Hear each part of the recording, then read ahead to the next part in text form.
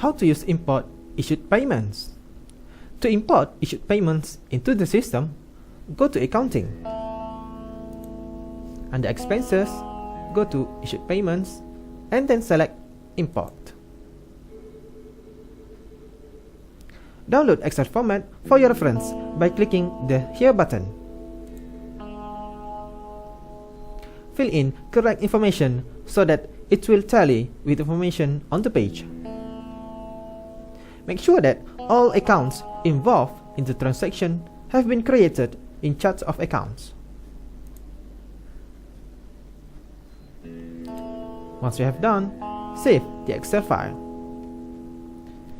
In OfficeCentral, upload the Excel file by clicking the Choose File button.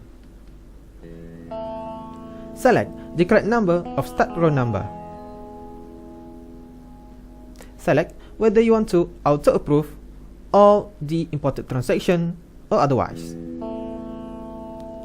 To begin importing the data, click Import button on top right of the page. Please note that if your data is more than 1000, the system will process the import in the background. You may only see the changes in database or results of import after 24 hours.